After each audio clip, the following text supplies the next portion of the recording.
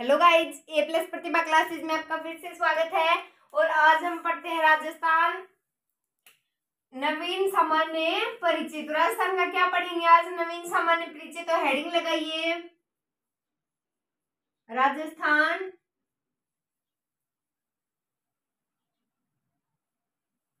नवीन सामान्य परिचय। नवीन सामान्य परिचय देखिए,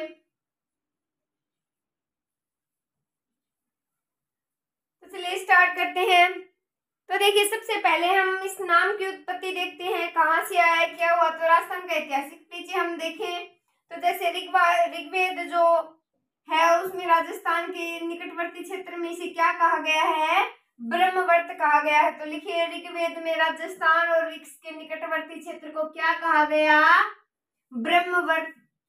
तो लिखिए, क्या कहा गया है ऋग्वेद में? ऋग्वेद में कहा गया है ब्रह्मवर्त। ब्रह्मवृत। तो क्या कहा गया है राजस्थान को ऋग्वेद में, या इसके आसपास के जो क्षेत्र थे, राजस्थान के जो आसपास के क्षेत्र थे, उन्हें क्या कहा गया है? ब्रह्मवृत। तो जैसे वाल्मीकि ने क्या लिखा था रामायण, तो रामायण में क्या नाम मिलता है? मरुकांतर। तो लिखिए, रामायण में क्या नाम मिलेगा? मरुकांतर। तो लिखिए, मरुकांतर कहाँ मिलता है? रामायण में। ऋग्वेद में क्या नाम मिलता है राजस्थान का? ब्रह्मवर्त। तो देखिए, जैसे हम शिलालेखों की बात करें तो चावड़ा वंश के जो वार्तालाप के समय जो शासक थे, उनके समय में इनका क्या नाम मिला है? तो बसंतगढ़ शिलालेख। तो देखिए, चावड़ा वंश के जो शासक थे कौन? वर्मलात के समय कौन सा अभिलेख था? बसंतगढ़ शिलालेख में क्या नाम मिलता है? बसंतगढ़ शिलालेख। तो नोट कीजिए, क्या लिखेंगे? चावड़ा वंश के वर्मलात के समय। तो वर्मलात लिखेंगे हम। क्या मिला है? बसंतगढ़ शिलालेख। किसका है ये बसंतगढ़ शिलालेख? ये शिलालेख है। क्या नाम मिला है राजस्थान का? राजस्थानी द्वितीय, या राजस्थानीय द्वितीय। क्या नाम मिला है? राजस्थानी द्वितीय। तो जैसे साहित्यिक रूप से बात करें तो साहित्यिक रूप से राजस्थान शब्द का जो सर्वप्रथम उल्लेख है वो किसने किया था? मुणोते नैन्सी ने। तो लिखिए, सर्वप्रथम प्रयोग, जो राजस्थान शब्द का सर्वप्रथम जो उपयोग है वो किसने किया था? मुणोते नैन्सी ने। तो लिखिए, मुणोत नैन्सी रिख्यात में राजस्थान का सर्वप्रथम वर्णन मिलता है। मुणोत नैन्सी रिख्यात में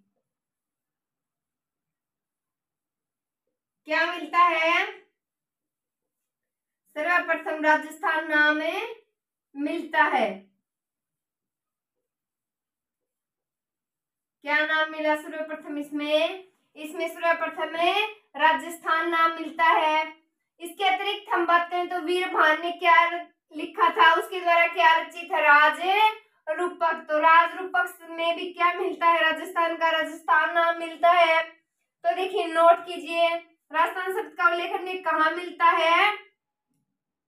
राजस्थान शब्द का सर्वप्रथम तो मिलता है मुणोत नैन्सी रिख्यात में। इसके अतिरिक्त वीरभान द्वारा रचित जो ग्रंथ है राजरूपक। तो लिखिए, राजरूपक। तो ये देखिए, वीरभान द्वारा रचित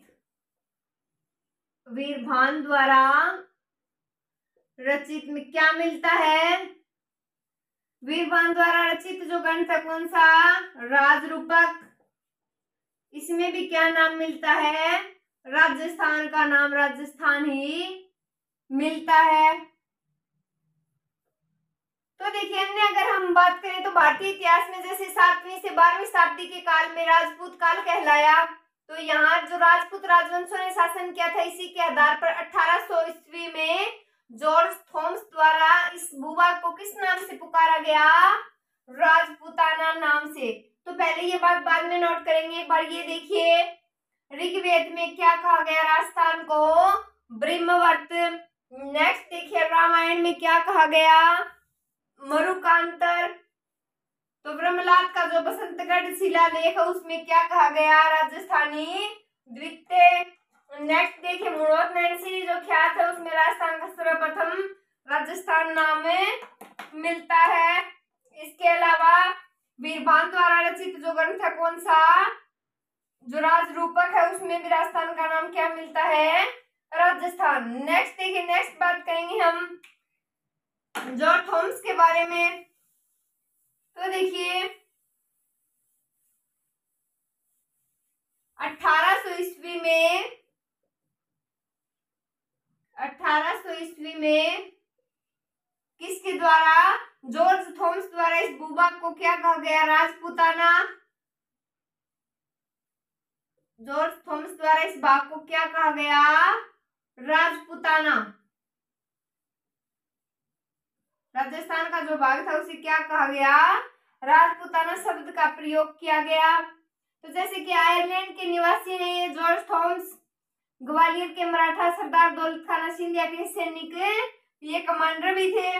नेक्स्ट अगर हम बात करें तो जैसे ब्रिटिश काल में प्रसिद्ध अंग्रेज इतिहासकार कौन है? कर्नल जेम्स टोड, जिसने बहुत से इतिहासकारों को बहुत पीछे छोड़ दिया है। लगभग दुर्गों के बारे में भी इनके कथन मिलते हैं। तो देखिए ब्रिटिश काल में जो प्रसिद्ध इतिहासकार अंग्रेज जो कर्नल जेम्स टोड ने 1829 में कौन सी पुस्तक प्रकाशित की थी, वो हमें ध्यान देनी है। तो annals and antiquities of Rajasthan. तो देखिए किनकी पुस्तक है ये? कर्नल जेम्स टोड की। नोट कीजिए, कर्नल जेम्स टोड ने 1829 ईस्वी में, तो कर्नल जेम्स टोड ने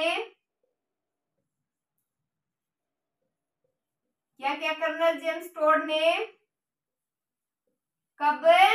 1829 ईस्वी में तो अपनी पुस्तक प्रकाशित की। कौन सी पुस्तक? पुस्तक का क्या नाम अभी मैंने बताया है, annals and antiquities of Rajasthan. तो लिखिए पुस्तक का नाम है ये annals and antiquities of India. किसकी पुस्तक है ये? तो कर्नल जेम्स टोड की पुस्तक है। कब लिखी गई? 1829 में प्रकाशित हुई। कौन सी पुस्तक है? Annals and antiquities of India. तो देखिए जैसे कि central and western Rajput status of India. तो देखिए कर्नल जेम्स टोड ने कौन सी पुस्तक लिखी? Annals and antiquities of Rajasthan. तो इसमें भूभाग में सर्वप्रथम किस शब्द का प्रयोग किया है? तो कर्नल जेम्स टोड ने अपनी इसी पुस्तक में, जो पुस्तक है सबसे पहले कर्नल जेम्स टोड ने इसी में राजस्थान नाम का प्रयोग किया। क्या नाम दिया इस पुस्तक में? राजपूताना नहीं दिया बल्कि क्या दिया? राजस्थान। तो जैसे कर्नल जेम्स टोड ने प्राचीन बहियों में, दस्तावेजों में रजवाड़ा एवं राजस्थान शब्दों का भी प्रयोग किया है। जो पीछे की बहिया है, जो पीछे की दस्तावेज है, उनमें क्या नाम का प्रयोग किया है? रजवाड़ा और पहले रजवाड़े होते थे, रजवाड़ा और राजस्थान। किसने किया है इन शब्दों का प्रयोग? तो किसने किया है? कर्नल जेम्स टोड के द्वारा किया गया है। नेक्स्ट देखिए, नेक्स्ट बात करते हैं जैसे राजस्थान के एकीकरण की प्रक्रिया दूसरे चरण कब हुआ था? दूसरा चरण 25 मार्च 1948। तो मैं आपको बाद में नोट करवा दूंगी, आप एक बार सुन लीजिए। तो जैसे राजस्थान के एकीकरण की प्रक्रिया दूसरे चरण जैसे कब हुआ? 25 मार्च 1948 के दौरान रखे गए नए नाम। तो जो दूसरा संघ था, जो दूसरा चरण था, उसमें क्या नाम रखा गया था? पूर्व राजस्थान संघ में पहली बार ये शब्द जोड़ा गया था। तो ये बात नोट करने लायक है, तो इसे नोट कीजिए। कौन सी बात अभी मैं बोलूंगी वो आप साथ साथ नोट कीजिए। जैसे राजस्थान के एकीकरण की प्रक्रिया में कौन से चरण में? दूसरे चरण में। राजस्थान की एकीकरण की प्रक्रिया में राजस्थान की एकीकरण की प्रक्रिया में एकीकरण की प्रक्रिया में कौन से चरण है? दूसरे चरण में। कौन से चरण में? दूसरे चरण में कब? 25 मार्च 1948। तो ये बात आपको याद रखनी है, 25 मार्च 1948। तो देखिए 25 मार्च 1948 के दौरान क्या रखा गया? के दौरान रखे गए नाम, कौन सा नाम? पूर्वी राजस्थान संघ। दौरान रखे गए, क्या नाम रखा गया था? पूर्व राजस्थान संघ। तो लिखिए पूर्व राजस्थान संघ। क्या पूर्व राजस्थान संघ में पहली बार राजस्थान शब्द जोड़ा गया? पहली बार राजस्थान शब्द जोड़ा गया।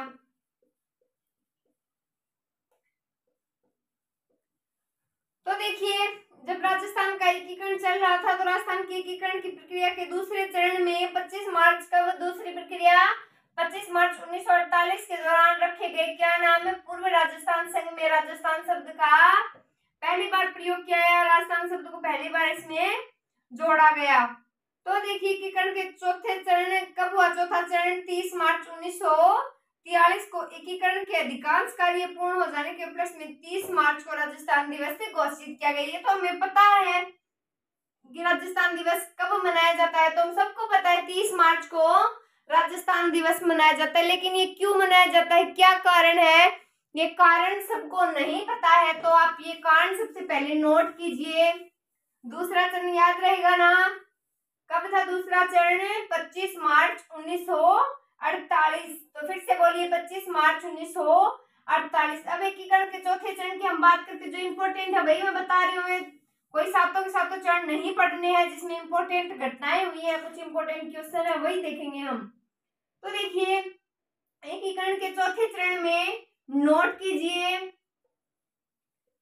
एकीकरण के चौथे चरण में एकीकरण के चौथे चरण में कब था? चौथा चरण 30 मार्च 1943। तो लिखिए 30 मार्च 1943। 30 मार्च 1943 को एकीकरण का अधिकांश कार्य एकीकरण का अधिकांश कार्य पूर्ण हो जाने के उपलक्ष्य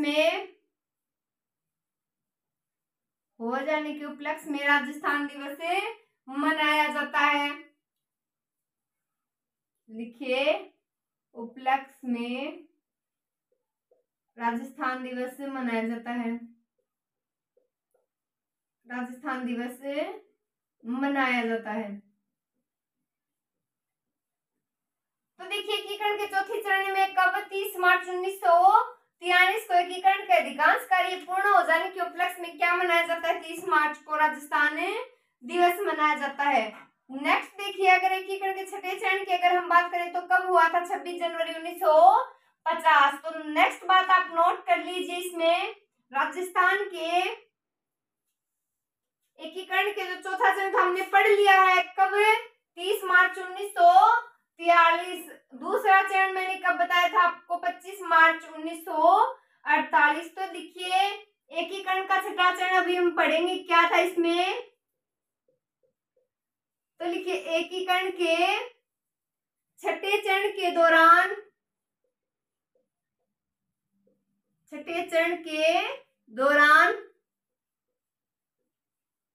एकीकरण के छठे चरण के दौरान कब? 26 जनवरी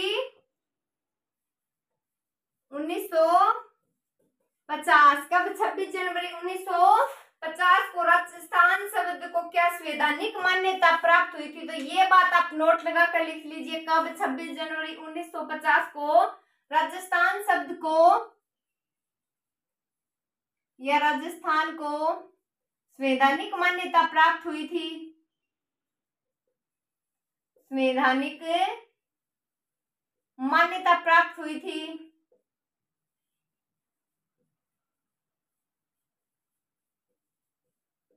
कब हुई थी?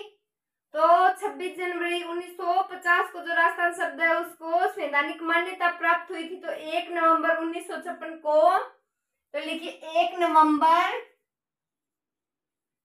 1956 को। कब? 1 नवंबर 1956 को एकीकरण पूर्ण होने पर, लिखिए एकीकरण पूर्ण होने पर क्या किया गया? एकीकरण पूर्ण होने पर राजस्थान का भौगोलिक स्वरूप हमारे सामने आया। पूर्ण होने पर जो राजस्थान का भौगोलिक स्वरूप सामने आया, तो लिखिए भौगोलिक स्वरूप सामने आया। तो देखिए जैसे वर्तमान जो राजस्थान का निर्माण जैसे ऐतिहासिक घटनाक्रम का ही प्रतिफल, घटनाक्रम का ही परिणाम है। प्राचीन और मध्यकाल में राजस्थान को अलग अलग क्षेत्रों में, अलग अलग प्रादेशिक प्रदेशों में बांटा हुआ था। तो हमने क्या पढ़ा है? एक बार ये देखिए, एकीकरण के चौथे चरण में 30 मार्च 1943 को एकीकरण का अधिकांश कार्य जो पूर्ण हो गया था, उसके उपलक्ष्य में क्या मनाया गया? राजस्थान दिवस। कब मनाया गया? 30 मार्च को। क्लियर? एकीकरण के छठे चरण के दौरान 26 जनवरी कब 1950 को जो राजस्थान है उसको संवैधानिक मान्यता प्राप्त हो गई थी, संवैधानिक रूप से मान्यता मिल गई थी। तो 1 नवंबर 1956 को एकीकरण की प्रक्रिया पूर्ण होने पर भौगोलिक जो स्वरूप है राजस्थान का वो हमारे सामने आया। तो एक बार हम फिर से इसको रिवाइज करेंगे। एक बार मैं यह हटा रही हूं। तो देखिए हम ज्यादा जल्दबाजी नहीं करेंगे, हम जो भी पढ़ेंगे उसको याद भी करेंगे। तो देखिए ऋग्वेद में राजस्थान का क्या नाम मिलता है बताइए आप। तो हम फर्स्ट रिवीजन करेंगे अभी ऋग्वेद में। बताइए क्या नाम मिलता है? ब्रह्मवृत। तो फर्स्ट जो हमने देखा है मैं उसका सार बता रही हूँ अभी। ऋग्वेद में क्या नाम मिलता है राजस्थान का? ब्रह्मवृत। वाल्मीकि कृत यानी कि वाल्मीकि ने जो लिखी थी रामायण, उसमें क्या नाम मिलता है? मरुकांतर। तो मैं ये नहीं लिखूंगी वाल्मीकि ने लिखी थी, ये इसने लिखी थी, ये उसने लिखी थी। तो आप सीधा देखिए रामायण में क्या मिलता है? इसका नाम है मरुकांतर। तो राजस्थान के जो आसपास का क्षेत्र है रामायण में उसे क्या कहा गया है? मरुकांतर बोल दिया है। तो ये राजस्थान है, लेकिन इसका भी वर्तमान स्वरूप जो वो सामने नहीं आया है। तो देखिए जो ब्रह्मलात के समय जो बसंतगढ़ शिलालेख मिला था विक्रमी संवत कब मिला था? वो लगभग 125 ईसा पूर्व में था या 25 ईस्वी में था। तो इसमें क्या नाम मिलता है? राजस्थानी द्वितीय। तो लिखिए बसंतगढ़ शिलालेख, बसंतगढ़ शिलालेख क्या मिलता है? राजस्थानी क्या नाम मिलता है? राजस्थानी द्वितीय। तो देखिए 1800 ईस्वी में सर्वप्रथम जॉर्ज थॉमस के द्वारा इसे क्या कहा गया? राजपूताना शब्द का सर्वप्रथम प्रयोग किसने किया था? जॉर्ज थॉमस ने। तो लिखिए राजपूताना शब्द का प्रयोग किसने किया? राजपूताना शब्द का सर्वप्रथम प्रयोग किसने किया? तो किया था ये जॉर्ज थॉमस ने।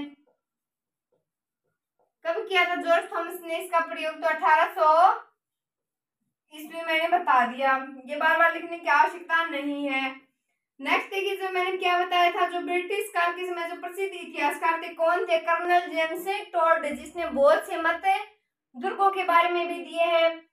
तो देखिए जो प्रसिद्ध इतिहासकार है कर्नल जेम्स टॉड ने 1829 ईस्वी में अपनी जो पुस्तक थी वो प्रकाशित की थी। कौन सी? Annals and antiquities of Rajasthan, इसमें राजस्थान शब्द का प्रयोग किया गया। तो ये बात लिखिए।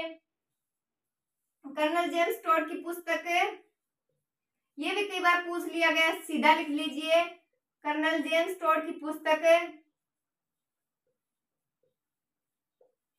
क्या है? क्या कहा गया उसकी पुस्तक में? क्या कहा गया? तो राजस्थान शब्द का प्रयोग मिला है।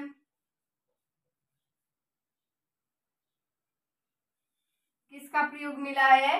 तो कर्नल जेम्स टोड की पुस्तक का क्या नाम है? North and antiquities of Rajasthan में उनका राजस्थानी नाम मिला है। तो पुस्तक जो लिखना चाहे वो लिख सकता है, annals and antiquities of India,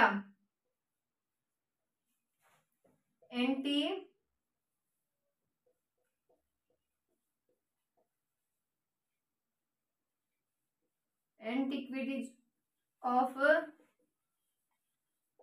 India. तो क्या नाम है उनकी पुस्तक का? Annals and antiquities of India. तो कर्नल जेम्स टोड के जो पुराने दस्तावेज मिलते हैं उनमें, ये मैं आपने देख लिया होगा, ये मैं हटा रही हूं। तो ये देखिए आप कि जो कर्नल जेम्स टोड के पुराने दस्तावेज हैं, पूछ लिया गया है ये क्वेश्चन, जो कर्नल जेम्स टोड के पुराने दस्तावेज हैं, कर्नल जेम्स टोड के पुराने दस्तावेज हैं, क्या मिला उनमें? तो मैंने आपको बता दिया है, सारी बातें आप बताएंगे। तो क्या मिला है? रजवाड़ा एवं रायथान शब्द मिला है। क्या मिला है? रजवाड़ा एवं क्या? रायथान। कौन सा शब्द मिला है? रजवाड़ा और रायथान। तो देखिए, जो राजस्थान के समय एकीकरण के समय जो दूसरे चरण था वो कब हुआ था? दूसरा चरण, मैं सीधा लिख रही हूँ दूसरा चरण क्योंकि हमने डिटेल तो इसकी पढ़ ली है। दूसरा चरण, तो दूसरा चरण हुआ कब था? 25 मार्च 1948। कब हुआ? 25 मार्च 1948। इसमें क्या नाम मिला इसको? पूर्व राजस्थान संघ शब्द पहली बार जोड़ा गया था। क्या? पूर्व संघ राजस्थान शब्द जोड़ा गया था ना इसमें। पहली बार किसमें जोड़ा गया था? दूसरे चरण में ही जोड़ा गया था। क्या? पूर्व संघ राजस्थान। इसके बाद हमने क्या देखा? इसका सीधा चौथा चरण देखा। तो देखिए, चौथा चरण कब हुआ था? 30 मार्च। चौथा चरण देखिए कब हुआ था? चौथा चरण 30 मार्च 1943 की। मैं बार बार इसलिए लिख रही हूँ क्योंकि ये बार बार पूछे जाते हैं, बार बार परीक्षाओं में आते हैं, ताकि आप इन्हें रट सको, इन्हें याद रख सको। क्यों मैं बार बार बोलूंगी तो आपको याद होगा। 30 मार्च 1943 को कौन सा चरण? चौथा चरण। तो लगभग राजस्थान का जो एकीकरण था वो पूर्ण हो चुका था, मतलब कि पूरा हुआ नहीं था। तो राजस्थान की प्रक्रिया जो थी वो चौथे चरण में अधिकांश कार्य पूर्ण हो जाने के उपलक्ष्य में क्या मनाया गया?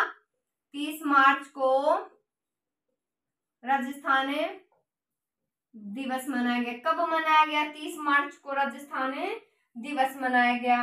तो देखिए, एकीकरण का जो छठा चरण था उसमें देखिए कब? 26 जनवरी। छठा चरण देखिए, फटाफट देखिए क्योंकि हम ये पढ़ चुके हैं। छठा चरण 26 जनवरी 1950 को,